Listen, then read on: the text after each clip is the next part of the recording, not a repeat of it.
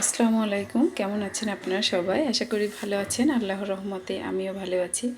তো সকালবেলা খাওয়ার জন্য এই যে ভাজি করব, পটল, গাজর, আলু এগুলো কুচিয়ে নিয়েছি।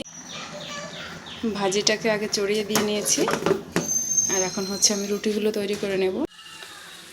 এই যে আমি রুটিগুলো বেলে নিচ্ছি, আর এদিক দিয়ে জান্নাতের আব্বু ভাজি করছে আর রুটি ছেঁকে নিচ্ছে। জান্নাতের আব্বু এই যে ভাজি আর রুটি রেডি করে ঘরে চলে গিয়েছে, আর আমি এদিক দিয়ে ডিম ভেজে নিয়েছি। এখন আমরা সকালের নাস্তা করব। খাওয়া দাওয়া শেষ করে মাঠে গিয়েছিলাম মালঞ্চ শাক উঠানোর জন্য। মালঞ্চ শাক উঠিয়ে এনেছি, আর সাথে এই যে দেখেন পটল বড় হয়ে গিয়েছে, তা অল্প কয়েকটা পটল এনেছি মাছ দিয়ে রান্না করার জন্য। সব কিছু কেটে গুছিয়ে নিয়েছি। এই যে শাকের সাথে একটু আলু কুচি করে দিয়েছি, আর এখানে পটল আর আলু, এদিক দিয়ে যে খরুল্লো মাছ দিয়ে পটল দিয়ে রান্না করব, বাটা মাছ ভাজি করব, আর শাক হচ্ছে চিংড়ি মাছ দিয়ে ভাজি করব। এখানে কাঁচামরিচ আর পেঁয়াজ কেটে নিয়েছি। রান্না শুরু করে দিয়েছি। যে এই পাশে শাক সিদ্ধ বসিয়েছি, আর এখানে বাটা মাছগুলো ভেজে নিচ্ছি। বাটা মাছগুলো ভেজে নামিয়ে নিয়েছি, আর এখানে বাটা মাছের জন্য একটু পেঁয়াজ ভেজে নিচ্ছি। এপাশ দিয়ে শাকগুলো সিদ্ধ করা হয়ে গিয়েছে, এখন বাগার দেব। শাক বাগার দেওয়ার জন্য পেঁয়াজ আর রসুন ভেজে নিয়েছি, এখন এর মধ্যে শাকগুলো দিয়ে দিচ্ছি। শাকগুলো বাগার দিয়ে নামিয়ে নিয়ে যে পটলের জন্য মশলা রেডি করে ফেলেছি, এখন পটলের আলুগুলো দিয়ে দিচ্ছি এর মধ্যে।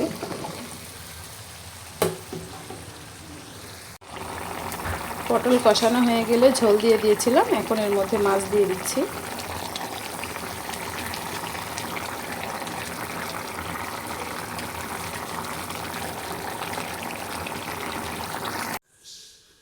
চুলায় পটল রান্না হচ্ছে, আর আমি এদিক দিয়ে কালকের কিছু থালাবাটি ঝুড়িতে ভুট করে রেখেছিলাম, এখন এগুলো মুছে নেব ওঠানোর জন্য।